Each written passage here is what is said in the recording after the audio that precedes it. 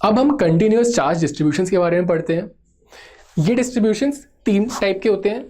पहला टाइप है linear density, दूसरा है सरफेस डेंसिटी और तीसरा है वॉल्यूम डेंसिटी। अगर लीनियर डेंसिटी की बात की जाए तो दिस इज बेसिकली, इसमें हम डिफाइन करते हैं कि कितना चार्ज प्रेजेंट है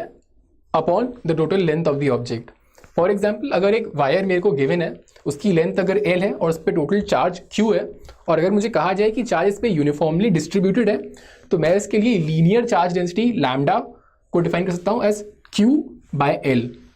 सिमिलरली अगर मेरे पास एक रिंग गिवन है जिसका रेडियस आर है और उस पर total Q charge uniformly distributed है, तो इस रिंग के लिए मैं लीनियर चार्ज डेंसिटी को डिफाइन कर सकता हूँ again as lambda is equal to capital total charge Q by 2 pi R, that is the circumference of the ring. Linear charge density को हम लैम्डा से सिग्निफाई करते हैं। सरफेस डेंसिटी की अगर बात करें तो this is basically charge per unit area. For example, अगर मेरे पास एक स्फीयर है जिसका रेडियस आर है और कहा है कि इसकी सरफेस पे टोटल चार्ज क्यू एक्यूमुलेटेड है और वो uniformly distributed through out the surface, ऐसे केस में इसकी सरफेस डेंसिटी, जिसको हम सिग्मा से डिनोट करते हैं, this is equal to Q total charge by 4 pi R square. अगर मैं केस लूँ एक प्लेन सरफेस का जिसके दो सरफेस हैं, दोनों सरफेस पे कुछ कुछ चार्ज है और इन दोनों ही सरफेसेस का जो एरिया है, क्रॉस सेक्शनल एरिया है, वो ए गिवन है, तो ऐसे केस में मैं दोनों सरफेस के लिए उनकी सरफेस चार्ज डेंसिटी को डिफाइन कर सकता हूँ। इस सरफेस के लिए sigma 1 is equal to Q 1 by A और इस सरफेस के लिए sigma is equal to the charge Q 2 by the area that is A. तीसरा जो होता है टाइप, वो होता है वॉल्यूम डेंसिटी का। इसमें हम डिफाइन करते हैं चार्ज पर यूनिट वॉल्यूम क्या है। सो लेट्स से अगर मेरे पास एक शेल है, एक स्फेरिकल शेल है, जो कि बेसिकली क्या होता है, एक आउटर स्फीयर है रेडियस r1 का, उसमें से एक इनर स्फीयर रेडियस r2 का हमने निकाल लिया है बाहर, और जो बचे हुए अंदर मास है उसमें टोटल चार्ज q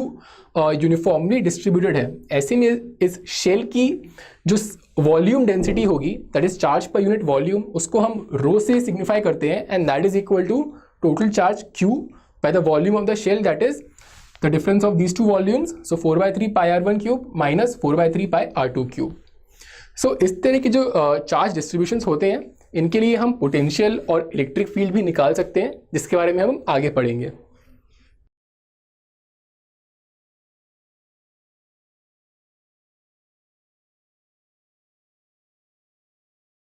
तो अगर हम एक इनफाइनाइट लाइन को कंसिडर करें जिसमें पॉजिटिव चार्जेस हैं, तो उसमें इलेक्ट्रिक फील्ड लाइंस हम यहाँ देख सकते हैं कि वो कैसे रेडियली आउटवर्ड्स हर डायरेक्शन में इन्फिनिटी तक ट्रैवल करती जा रही हैं।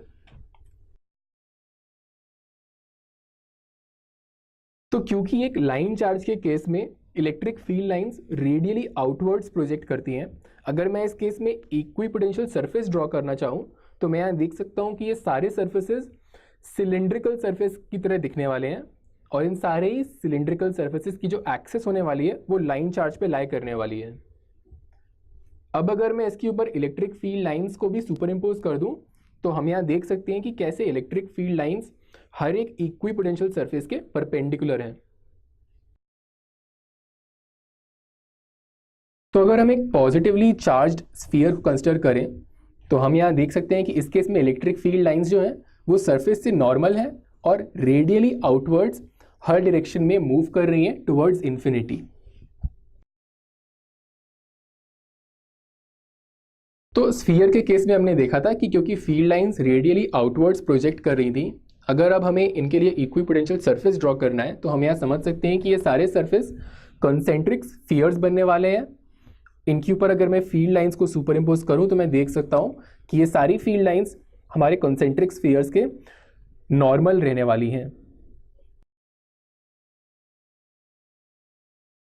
अगर हम एक पॉजिटिवली चार्ज इनफाइनाइट प्लेन को कंसिडर करें तो इसके लिए हम देख सकते हैं कि इलेक्ट्रिक फील्ड लाइंस सरफेस से स्टार्ट होंगी और सरफेस से नॉर्मल ट्रैवल करते हुए दोनों ही डायरेक्शंस में इन्फिनिटी की तरफ मूव करती चली जाएंगी।